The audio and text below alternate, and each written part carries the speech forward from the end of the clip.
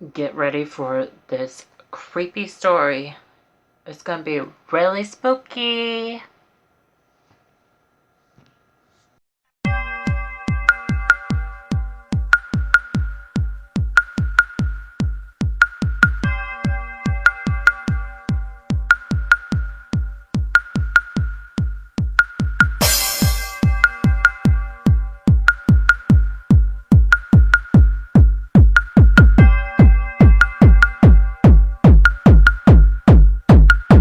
Do you believe in the boogeyman?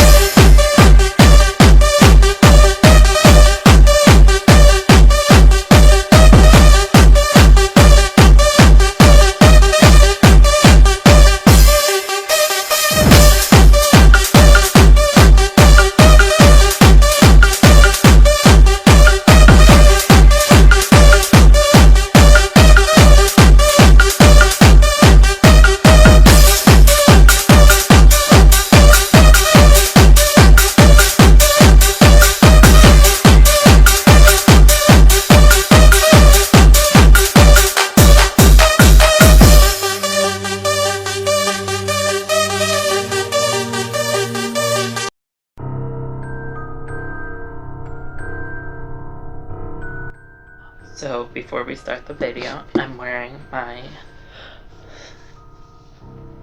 You Coulda Had a Bad Witch shirt. And yeah, and you guys seen it before, probably last year too. But this story is called The Figure in Black Robes. I've told this to a select few in a while. Creepiest, scariest is subjective, and the context of my life is truly the creepiest and scariest unsolved mystery. I was a freshman in high school in my hometown of La Crosse, Wisconsin. I was sleeping over at my friend Tom's house. We were watching a movie in the living room when he suddenly got a phone call. I watched as he listened to what was being said on the other line. I watched as emotions poured over his face as he threw the phone across the room. After moments of crying, he told me that a boy at my school had committed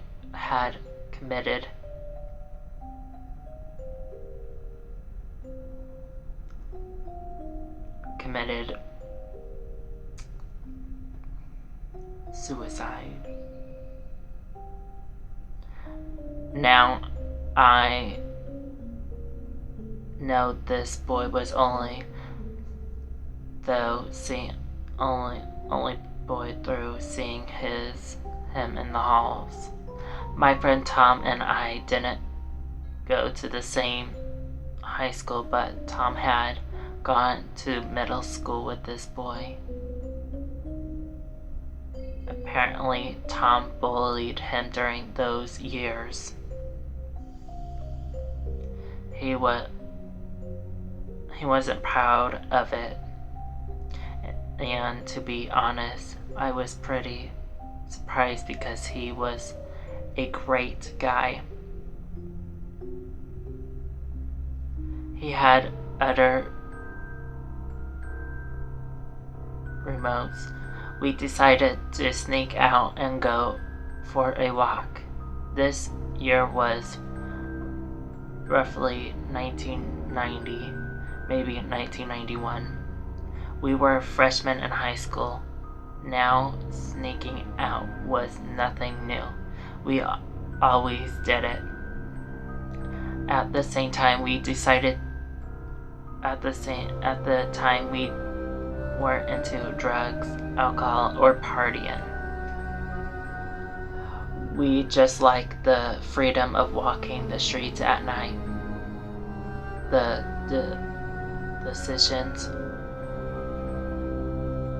we were always great.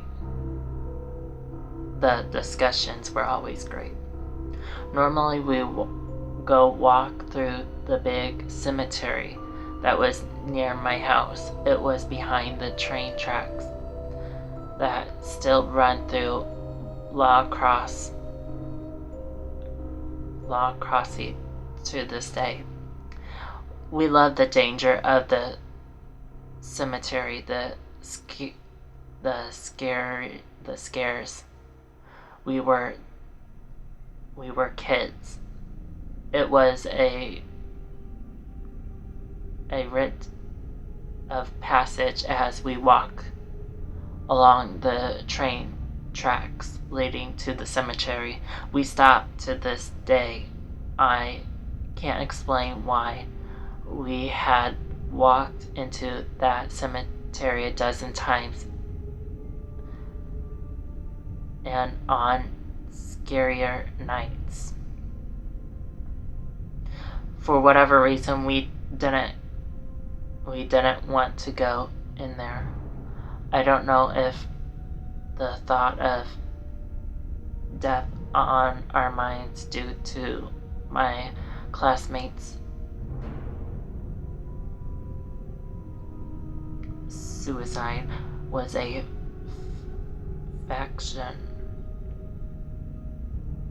factor, perhaps, or regardless, without really saying anything to each other, we stopped and turned around and decided to head down a nearby street.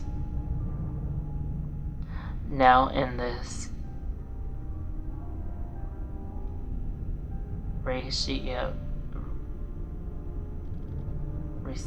respect, I do have to say that throughout this walk, things seemed off.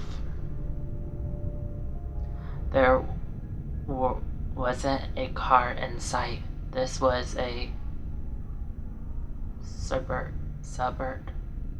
Even walking through the town's main street was odd because there weren't any cars. Odd. It was roughly after midnight. It was a weekend night where everybody, perhaps just a strange coincidence. Lastly, there was something in the air. Both Tom and I felt it. We even brought it up. It feels weird tonight. The air, the lights. So we decided to walk down a dead-end street. At the end of the street was a ditch with a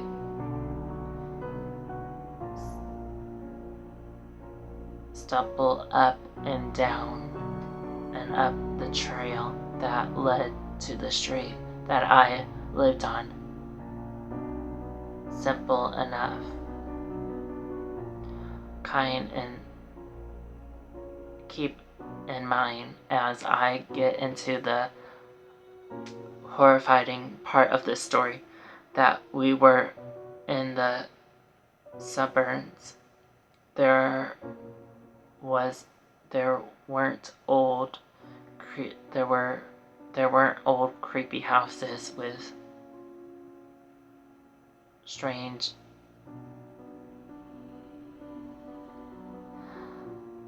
evidence or whatever. And the trees were small. It wasn't a brand new development, but it wasn't that old either. So as Tom and I are walking down the street, we're looking down the road beneath our feet as we walk. I don't remember the exact conversation at this particular moment. Perhaps we were just talking about the night, but could just have easily been about Star Wars or Arctic. As we approached the dead end, which a few houses away, Tom and I suddenly stopped. We did so at the same time without saying one word to each other. Our heads slowly turned towards each other, both seeing something. The hair of our arms and back of our necks standing high. Then our gaze slowly moved forward and slightly to the right. That's when we saw it, about 2 houses away. A barren front yard of a suburban home. Besides some bushes was a dark figure. It was someone or something in the dark robes. No face, no features at all, just the robe. Now this figure didn't acknowledge us, not yet. Instead, we walked or moved in a certain way. It currently has walked in circles slowly without really walking. It held something that was blowing in the wind, and yes, the wind picked up a little bit as well. Another odd element was the light. There was a street light a few houses up. The figure was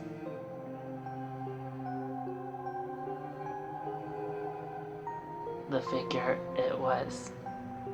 Tom and I froze. In fact, almost froze as I write this. It's been a while since I've thought about that night. And we stood frozen in fear, staring at this dark figure moving, yet doing so without moving, as we hold something, or perhaps what was blowing in the wind was more of its robe. I'm not sure. We stared at this thing for I don't know how long until it stopped and suddenly looked up at us. It finally, alarmed by our presence, that was enough for us. We ran away as fast as we could. We cut through a side street that led us to a parallel street towards my neighbor's house. This street led to a slight hill. As we ran around the corner, started running up the hill in a panic. We stopped because on the top of the hill we saw another dark figure with its arms raised. We turned around and ran away in the direction of Tom's house, which at this distance was at least 5 miles away. We ran. Time stood still.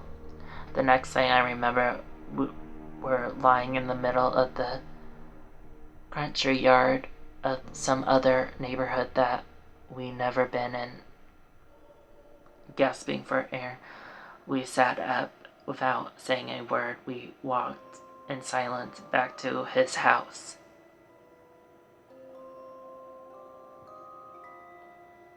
So what you thought about that story, that they saw a dark figure and they didn't know what it was, and maybe it's the boy that that died that day, or something else. What do you think? Let me know down in the comments below. And if you're brand new to my channel, make sure you hit the subscribe button, tap the bell to get notified every time I upload a brand new video. And peekaboo, I see you. The creatures are coming to get you. Bye.